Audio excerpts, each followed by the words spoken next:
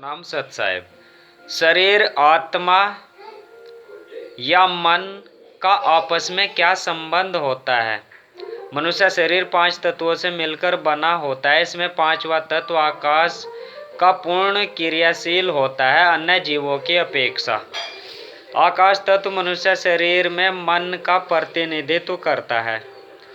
मन बुद्धि का प्रतिनिधित्व करता है और बुद्धि के 2 पहलू होते हैं। नंबर 1 अहंकार का और दूसरा पहलू विवेक का। अहंकार माया या शैतान के इशारे पर या माया के सिग्नल मिलने पर काम करता है, यह चेतन मन कहलाता है। नंबर 2 विवेक आत्मा के इशारे या कहने या सिग्नल मिलने पर काम करता है, जिसे अवचेतन मन कहते हैं। अब 5 तत्वों वाला यह मनुष्य शरीर एक माध्यम मात्र होता है, कार्यों का संपादन करने के लिए एक माध्यम है। इसमें कार्य कौन करवाता है? नंबर 1 माया या शैतान, नंबर 2 आत्मा। इनके कहने या इशारों पर शरीर कार्यों का संपादन करता है। माया या शैतान के कहने पर नकारात्मक कार्य होते हैं, आत्मा के कहने पर सकारात्मक कार्य होते हैं। और नकारात्मक कार्यों का व सकारात्मक कार्यों का लेखा जोखा आत्मा पर बैठ जाता है या चिपक जाता है या उसमें संग्रहित हो जाता है। यह आत्मा कंप्यूटर या मोबाइल चिप की तरह होती है। इसमें दोनों तरह के कार्य रिकॉर्ड हो जाते हैं।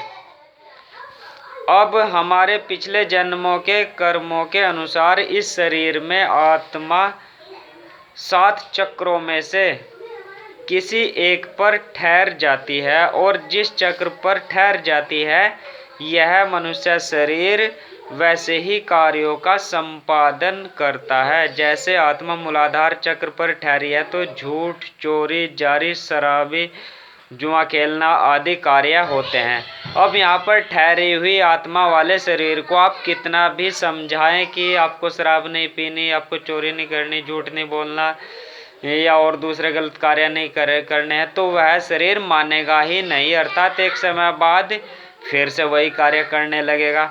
अब यदि मणिपुर चक्र पर ठहरी है तो वह धन कमाना व खाने के स्वाद में ही उसका मन रहता है।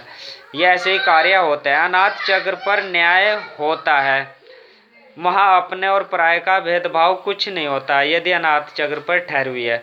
और यदि आज्ञा चक्र सहस्रार चक्र पर ठहरी है तो सत्य भाषित होता है, यानी वो मनुष्य सत्य बोलता है, ईश्वर चिंतन करता है, नाम जप करता है, ब्रह्म में मन उसका होता है। अब देखिए आत्मा की दूरी मन से जितनी दूर होगी, आत्मा की दूरी मन से जितनी दूर होती है तो उस पर मन का प्रभाव ज़्यादा होता है। यानी अगर सबसे निचले चक्र पर है, मूलाधार चक्र पर है तो मन का प्रभाव अधिक होगा, और सहस्रार चक्र पर है तो मन का प्रभाव वहाँ होता ही नहीं है, नगण्य होता है। तो यह बहुत ही रहस्यपूर्ण तथ्य है कि मन और आत्मा के बीच की दूरी जितनी अधिक होती है तो उस आत्मा पर मन का प्रभाव ज़्यादा रहता है। यदि कम हो जाती है तो मन का प्रभाव नगण्य हो जाता है।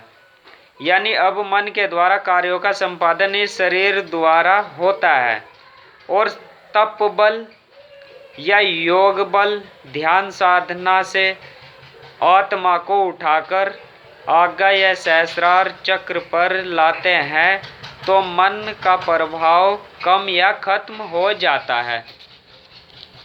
अब शरीर आत्मा के कहने पर कार्यों का संपादन करता है और ऐसे में आत्मा के पिछले जन्मों के कार्य कट जाते हैं और वह मुक्त हो जाती है। आत्मा का जन्म मरण से छुटकारा मिल जाता है, आवागमन का चक्र कट जाता है, यानी कर्मों का जो लेखा जोखा था वह खत्म व शून्य हो जाता है। इसी को मोक्ष कहते हैं, इसी को निर्वाण कहते हैं, इसी को आखिरत सुधारना कहते हैं, इसी को अनंत जीवन पाना कहते हैं। सतनाम सत साहेब।